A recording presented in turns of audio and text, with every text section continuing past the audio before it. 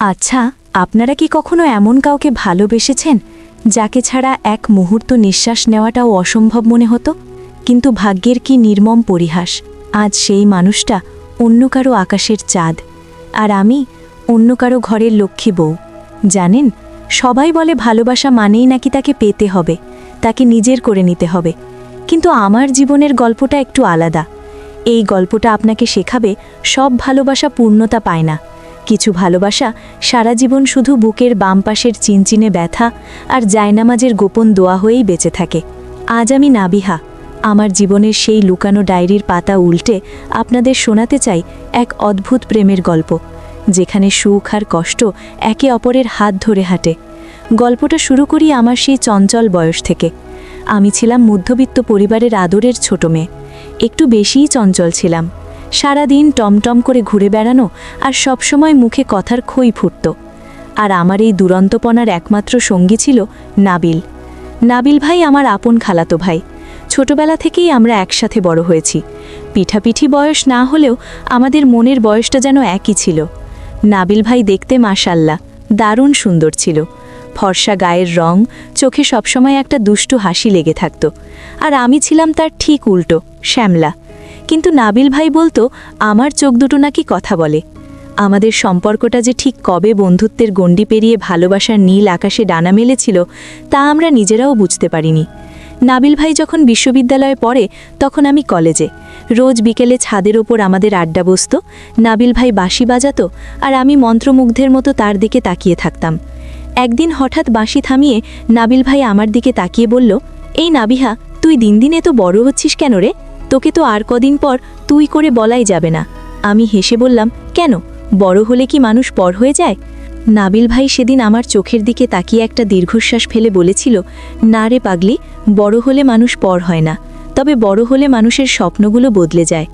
ভয় হয় তুই আবার বদলে যাবি না তো?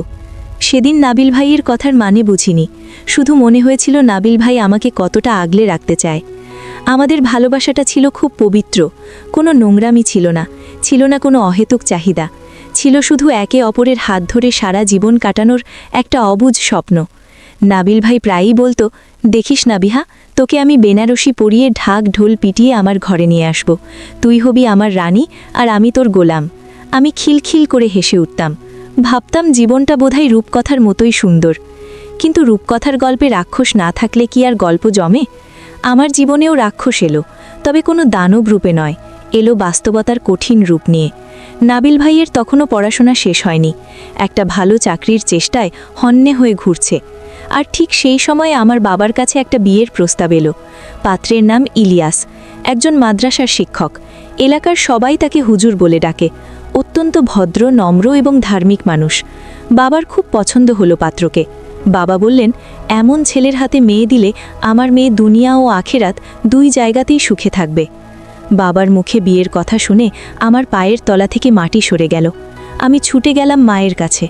মাকে জড়িয়ে ধরে বললাম, মা, আমি এখন বিয়ে করব না, আমার পড়াশোনা বাকি, আমি নাবিল ভাইকে ছাড়া কাউকে ভাবতে পারি না। মা আমার মুখ চেপে ধরলেন, বললেন, চুপ কর পোড়ামুখী, তোর বাবার কানে যদি যায় তুই নাবিলকে ভালোবাসিস তাহলে এই বাড়িতে কেয়ামত হয়ে যাবে। তুই তো জানিস তোর বাবা আর নাবিলের বাবার মধ্যে পৈতৃক সম্পত্তি নিয়ে একটু ঝামেলা চলছে, তারা কোনোদিন এই সম্পর্ক মেলে নেবে না। আমি স্তব্ধ হয়ে গেলাম। সম্পত্তির ঝামেলা যে আমাদের ভালোবাসার মাঝে দেওয়াল হয়ে দাঁড়াবে তা কখনো ভাবিনি। আমি গোপনে নাবিল ভাইকে ফোন করলাম। ওপাশ থেকে নাবিল ভাইয়ের হ্যালো শোনা মাত্রই আমি কান্নায় ভেঙে পড়লাম। সব শুনে নাবিল ভাই কিছুক্ষণ চুপ করে থাকলো, তারপর বলল, নাবিহা, তুই কাঁদিস না, আমি আসছি, আমি এক্ষুনি আসছি। সেই বিকেলে নাবিল ভাই আমাদের বাড়ি এলো না, সোজা বাবার দোকানে গেল। আমি জানতাম না সেখানে কি কথা হয়েছিল, শুধু রাতে বাবা বাড়ি ফিরে এক ভয়ানক রূপ ধারণ করলেন। চিৎকার করে বললেন, ওই চালচুলহীন ছেলের এত বড় সাহস আমার মুখের ওপর কথা বলে, সে নাকি তোকে বিয়ে করবে? যে নিজের খরচ চালাতে পারে না সে চালাবে আমার মেয়েকে? আজ থেকে তোর বাইরে যাওয়া বন্ধ, ফোন বন্ধ, আর আগামী সপ্তাহে ইলিয়াসের সাথে তোর বিয়ে। আমার পৃথিবীটা যেন দুমড়ে মুচড়ে গেল। আমি নিজেকে ঘরবন্দি করলাম, খাওয়া দাওয়া ছেড়ে দিলাম। ভেবেছিলাম আমার এই জেদ দেখে হয়তো বাবা মন বদলাবেন, কিন্তু বাবা ছিলেন তার সিদ্ধান্তে অটল। আর ইলিয়াস হুজুর, তিনি তো আমাকে দেখেনইনি, শুধু বাবার কথায় রাজি হয়ে গেছেন। আমার খুব রাগ হতো এই লোকটার ওপর। কেমন পুরুষ মানুষ তিনি, একটা মেয়েকে না দেখে তার মত না নিয়ে বিয়ে করতে রাজি হয়ে গেলেন।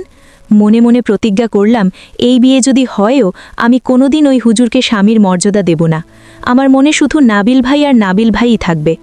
বিয়ের ঠিক 2 দিন আগে নাবিল ভাই আমার সাথে দেখা করার জন্য পাগল হয়ে গেল। অনেক কষ্টে বাড়ির পেছনের পুকুর ঘাটে আমাদের দেখা হলো। আমি ভেবেছিলাম নাবিল ভাই হয়তো বলবে, চল নাবিহা, আমরা পালিয়ে যাই।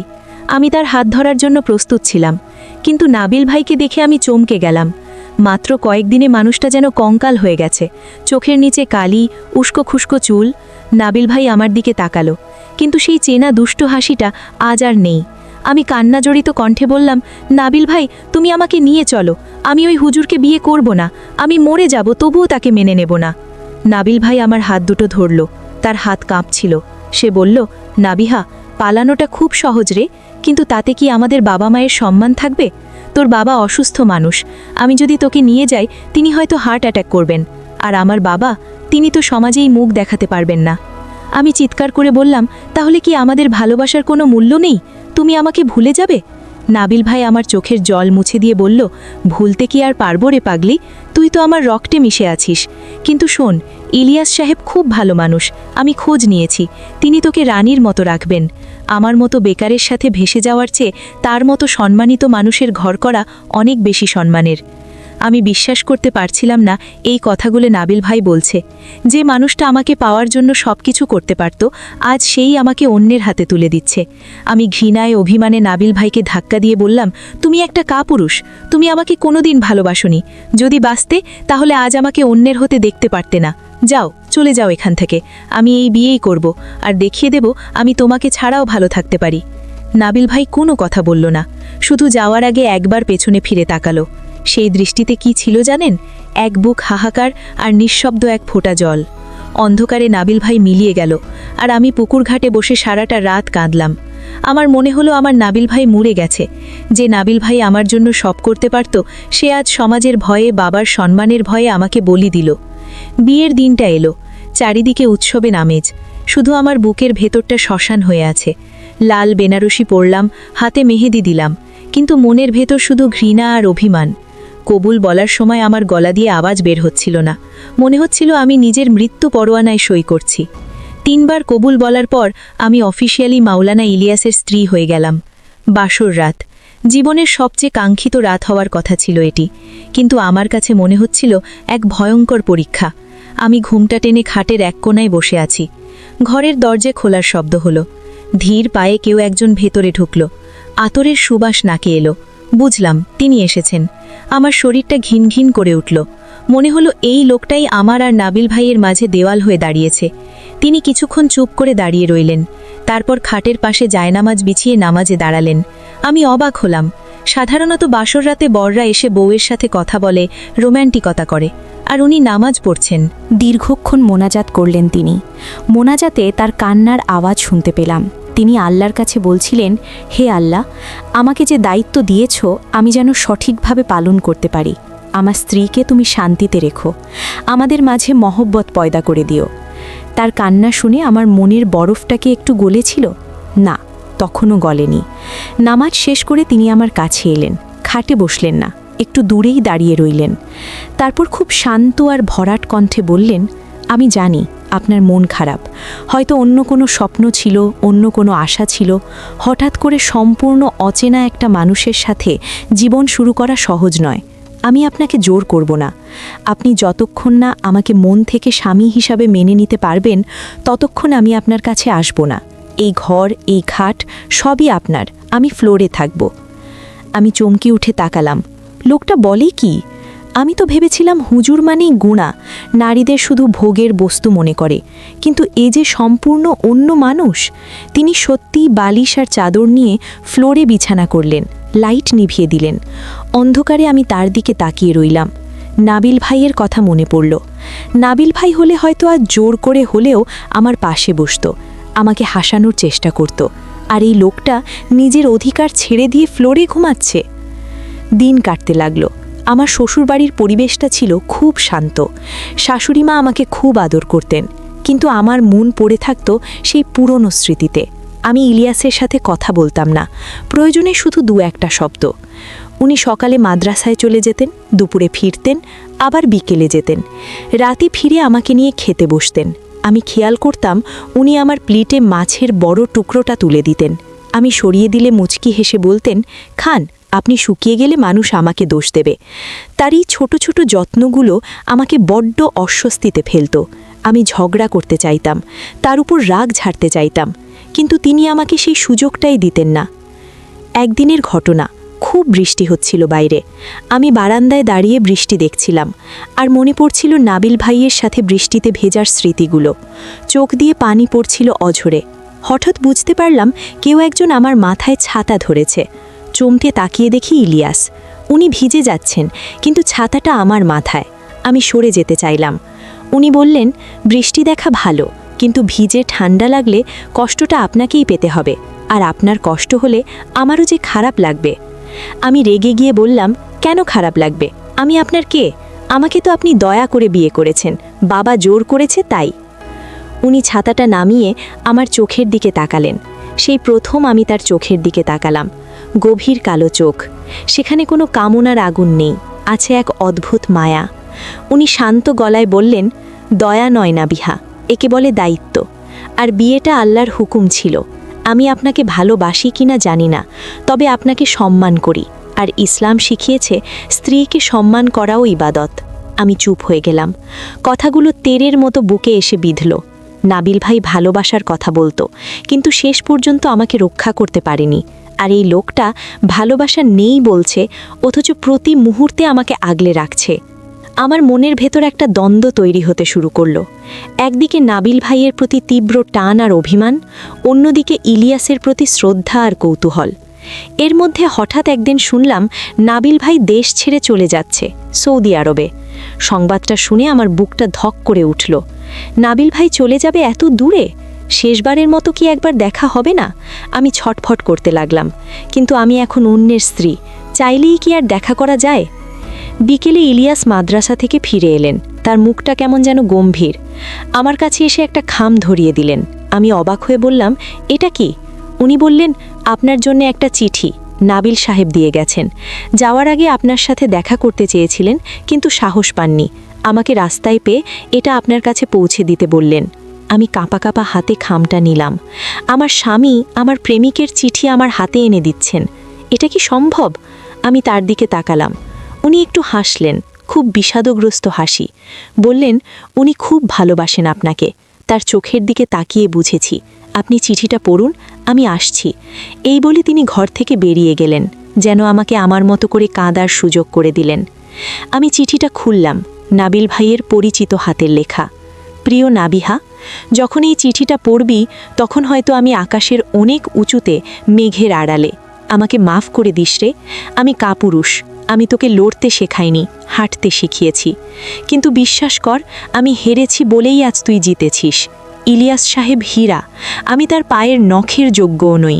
তোর বাবার কাছে আমি গিয়েছিলাম বিয়ের আগের রাতে। বলেছিলাম আমাকে একটা সুযোগ দিতে। তিনি বলেছিলেন আমি যদি সরে যাই তাহলে তিনি তোকে ইলিয়াসের সাথে বিয়ে দেবেন এবং কোনো ঝামেলা করবেন না, আর আমি যদি জেদ করি তাহলে হয়তো তোকে ত্যায্য করবেন। তোর সুখের জন্য, তোর পরিবারের সম্মানের জন্য আমি সরে এসেছি নাবিহা। আমি আমার ভালোবাসাকে কোরবানি দিয়েছি, শুধু তোর হাসি মুখটা দেখব বলে। ভালো থাকিস, অনেক ভালো। আর ইলিয়াস সাহেবকে কষ্ট দিস না, তিনি মানুষ না, ফেরেশতা। ইতি, তোর এক সময়ের নাবিল। চিঠিটা বুকে জড়িয়ে আমি ফ্লোরে বসে পড়লাম। কান্না যেন বাঁধ মানছিল না। নাবিল ভাই আমাকে এতটা ভালোবাসে, নিজের ভালোবাসা বিসর্জন দিল শুধু আমার পরিবারের শান্তির জন্য। আমি তাকে ভুল বুঝেছি, তাকে কাপুরুষ বলেছি। আর ইলিয়াস, তিনি সব জেনেও সব বুঝেও আমাকে মেনে নিয়েছেন। এমনকি আমার প্রেমিকের চিঠিও আমার হাতে এনে দিচ্ছেন। সেই রাতে আমি ইলিয়াসের জন্য অপেক্ষা করছিলাম। তিনি যখন ঘরে ঢুকলেন আমি দৌড়ে গিয়ে তার পা জড়িয়ে ধরলাম। তিনি চমকে উঠে আমাকে তুলতে চাইলেন। বললেন, আরে আরে, এসব কি করছেন? আমি বললাম, আপনি আমাকে মাফ করে দিন। আমি আপনাকে অনেক কষ্ট দিয়েছি, আপনাকে অপমান করেছি, অথচ আপনি সব জেনেও কেন আমাকে এত সম্মান দিলেন? ইলিয়াস আমাকে ধরে খাটে বসালেন। তারপর খুব নরম সুরে বললেন, নাবিহা, অতীত সবার থাকে, আপনারও আছে, সেটা নিয়ে আমার কোনো অভিযোগ নেই। আমি শুধু চেয়েছি যেন আপনি বর্তমানকে নিয়ে ভালো থাকেন। জোর করে শরীর পাওয়া যায়, মন পাওয়া যায় না। আমি আপনার মনের জন্য অপেক্ষা করছিলাম। সেদিন থেকে আমাদের সম্পর্কের এক নতুন অধ্যায় শুরু হলো। কিন্তু গল্পের মোড় কি এখানেই শেষ? না, বিধাতা হয়তো আমাদের জন্য অন্য এক পরীক্ষার ব্যবস্থা করে রেখেছিলেন।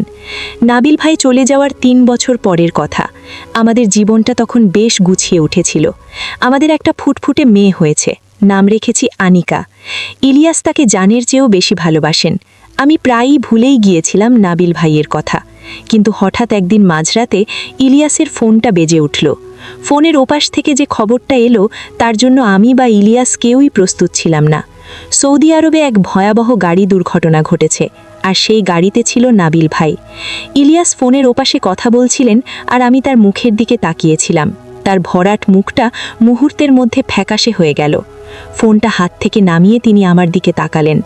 আমার ভয়ে ভয়ে জিজ্ঞেস করলাম, কি হয়েছে? কার দুর্ঘটনা? নাবিল ভাইয়ের? উনি কি বেঁচে আছেন? ইলিয়াস একটা দীর্ঘশ্বাস ফেলে বললেন, নাবিল সাহেব বেঁচে আছেন, তবে অবস্থা খুব খারাপ। নিবিড় পর্যবেক্ষণে রাখা হয়েছে।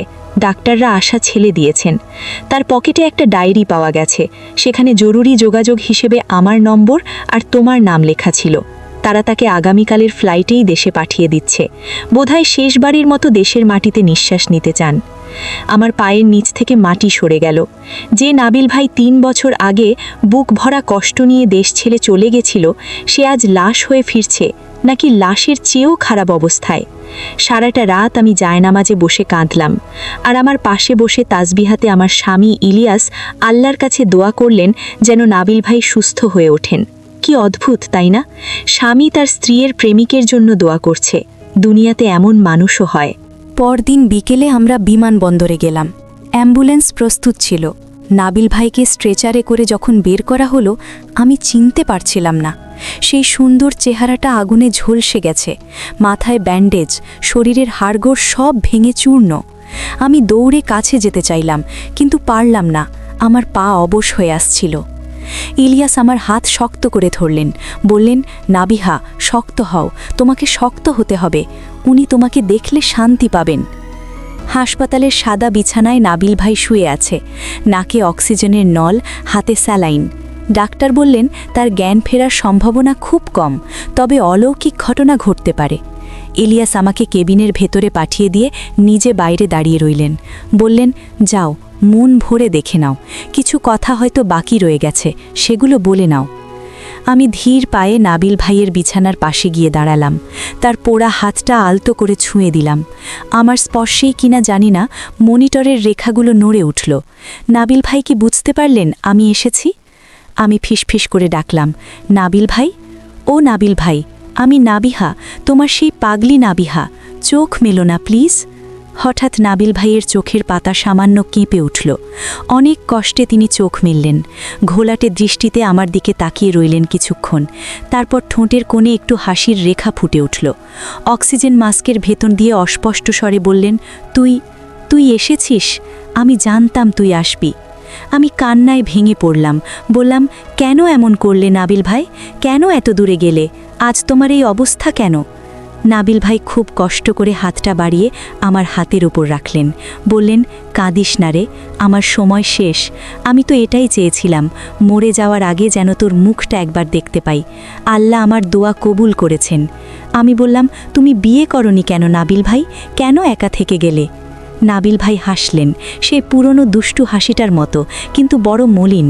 বললেন, এক হৃদয় কি দুইজনকে রাখা যায় রে? আমার হৃদয় তো শুধু তুই। আমি বিয়ে করলে সেই মেয়েটার প্রতি অন্যায় করা হতো, তাকে তো আমি ভালোবাসতে পারতাম না। তাই ঠিক করেছিলাম সারা জীবন তোর স্মৃতি নিয়েই কাটিয়ে দেব। জানিস নাবিহা, আমি প্রতি ওয়াক্ত নামাজে তোর জন্য দোয়া করতাম ইলিয়াস সাহেব যেন তোকে দুনিয়ার সব সুখ দেন। তুই সুখে আছিস তোরে? আমি মাথা নেড়ে বললাম, আমি খুব সুখে আছি নাবিল ভাই, উনি আমাকে খুব ভালোবাসেন। কিন্তু তুমি কেন এমন নিঃস্ব হয়ে গেলে? নাবিল ভাই বললেন, আমি নিঃস্ব নই রে, আমার ভালোবাসা সার্থক, কারণ আমি তোকে ভালোবাসে ত্যাগ করতে পেরেছি। ভালোবাসা মানেই তো শুধু কাছে পাওয়া নয়, ভালোবাসা মানে প্রিয় মানুষের ভালো থাকা। তুই ভালো আছিস, এটাই আমার জান্নাত। কথাগুলো বলতে বলতে নাবিল ভাই হাঁপিয়ে উঠলেন। মনিটরের শব্দ দ্রুত হতে লাগলো। আমি চিৎকার করে ডাকলাম, ডাক্তার, ডাক্তার। ইলিয়াস দৌড়ে ভেতরে এলেন। ডাক্তার নার্সরা ছোটাছুটি শুরু করলেন। আমাকে ঘর থেকে বের করে দেওয়া হলো। আমি দরজার কাছ দিয়ে দেখলাম নাবিল ভাইয়ের শরীরটা নিস্তেজ হয়ে যাচ্ছে। ইলিয়াস ভেতরে দাঁড়িয়ে নাবিল ভাইয়ের কানে কানে কালেমা শাহাদাত পড়ছেন। কি অবিশ্বাস্য দৃশ্য! আমার স্বামী আমার প্রেমিককে শেষ বিদায় জানানোর প্রস্তুতি নিচ্ছেন। একটু পরেই সব শান্ত হয়ে গেল। ডাক্তার বেরিয়ে এসে মাথা নিচু করে বললেন, উনি আর নেই। আমি সেখানেই ফ্লোরে বসে পড়লাম। আমার মনে হলো আমার শৈশব, আমার কৈশোর, আমার প্রথম ভালোবাসা সব ওই সাদা কাপড়ে মোড়া লাশের সাথে শেষ হয়ে গেল। কিন্তু অদ্ভুত ব্যাপার কি জানেন, আমার খুব বেশি কান্না পেল না তখন। মনে হলো নাবিল ভাই তো বেঁচে নেই, তিনি বেঁচে ছিলেন আমার অপেক্ষায়। তার ছুটি দরকার ছিল, আল্লাহ তাকে ছুটি দিয়েছেন। নাবিল ভাইয়ের দাফন হলো আমাদের গ্রামের বাড়িতে। ইলিয়াস নিজে কবরে নেমে লাশ শোয়ালেন। মাটি দেওয়ার পর তিনি দীর্ঘক্ষণ মোনাজাত করলেন। আমি একটু দূরে দাঁড়িয়ে দেখছিলাম মানুষটা কি দিয়ে তৈরি। ফেরার পথে গাড়িতে আমি চুপ করে বসেছিলাম, ইলিয়াসও চুপ। অনেকক্ষণ পর আমি নীরবতা ভেঙে বললাম, আপনি কেন এত ভালো? আপনি কি জানেন না নাবিল ভাই আমার কে ছিলেন? গাড়িটা রাস্তার পাশে থামালেন, আমার দিকে ফিরে তাকালেন। তার চোখে পানি। তিনি বললেন, জানি নাবিহা, আমি সব জানি। বিয়ের প্রথম দিন থেকেই জানতাম। তোমার ডায়েরি আমি ভুল করে পড়ে ফেলেছিলাম একদিন। আমি চমকে উঠলাম। তিনি সব জানতেন, তবুও আমাকে কোনোদিন কিছু বলেননি। ইলিয়াস বললেন, দেখো নাবিহা, কাউকে জোর করে ভালোবাসা যায় না। নাবিল সাহেব তোমাকে ভালোবাসতেন, তুমিও তাকে ভালোবাসতে। এটা অপরাধ নয়, এটা মানুষের স্বভাব। কিন্তু তিনি তোমার সম্মানের জন্য সরে গিয়েছিলেন, আর আমি তোমাকে বিয়ে করে একটা দায়িত্ব নিয়েছিলাম। আমি চেয়েছিলাম তুমি যেন অতীতে পড়ে না থেকে বর্তমানে বাঁচতে শেখো। নাবিল সাহেব চলে গেলেন, কিন্তু তিনি আমাদের একটা শিক্ষা দিয়ে গেলেন। আমি জিজ্ঞেস করলাম, কি শিক্ষা? উনি বললেন, ত্যাগ। তিনি ত্যাগ করেছেন তোমার জন্য, আর আমি ত্যাগ করেছি আমার অহংকার, আমার জেদ, শুধু তোর হাসি মুখ দেখার জন্য।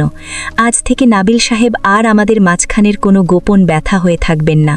তিনি থাকবেন আমাদের শ্রদ্ধার জায়গায়।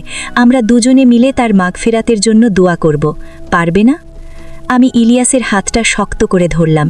এই প্রথম আমার মনে হলো আমি নাবিল ভাইকে হারিয়েছি ঠিকই, কিন্তু আমি এমন একজনকে পেয়েছি যার পায়ের নিচে আমার বেহেশত। নাবিল ভাই ছিল আমার আবেগ, আমার কল্পনা, আর ইলিয়াস হলো আমার বাস্তব, আমার আশ্রয়, আমার ছাদ। সেই ঘটনার পর আজ অনেক বছর কেটে গেছে। আমাদের মেয়ে আনিকা এখন অনেক বড়। আমি আর ইলিয়াস এখন বার্ধক্যের কোঠায়।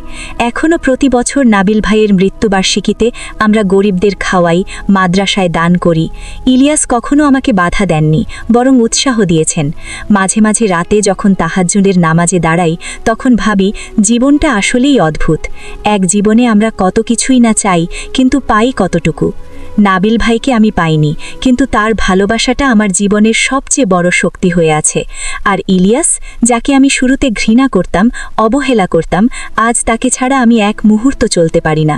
গল্পের শেষে এসে আপনাদের একটা কথা বলি, যারা ভাবছেন ভালোবাসা মানেই হাত ধরে পার্কে ঘোরা বা পালিয়ে বিয়ে করা, তারা ভুল ভাবছেন। ভালোবাসা মানে হলো সম্মান, ভালোবাসা মানে হলো বিশ্বাস। নাবিল ভাই আমাকে শিখিয়ে গেছেন ভালোবাসলে ছেড়ে দেওয়াও জানতে হয়, আর ইলিয়াস আমাকে শিখিয়েছেন ভালোবাসা মানে আগলে রাখা, ভালোবাসা মানে সঙ্গীর অতীতকে সম্মান জানিয়ে তার বর্তমানকে সুন্দর করা। আজ আমি নাবিহা, এক পরিপূর্ণ নারী। আমার এক আকাশে এক উজ্জ্বল নক্ষত্র হয়ে আছে নাবিল ভাই, আর আমার জমিন হয়ে আমাকে ধরে রেখেছেন মাওলানা ইলিয়াস। সব ভালোবাসা পূর্ণতা পায় না, কিন্তু সব ভালোবাসাই পবিত্র যদি তাতে সততা থাকে। আপনারা যারা এই গল্প শুনছেন তাদের বলছি, জীবনে কাউকে পেলে তাকে কদর করতে শিখুন, আর যদি কাউকে না পান তবে তার জন্য দোয়া করুন, কারণ দোয়ার চেয়ে বড় ভালোবাসা এই পৃথিবীতে আর কিছুই নেই। ভালো থাকবেন আর ভালোবাসাকে সম্মান করবেন।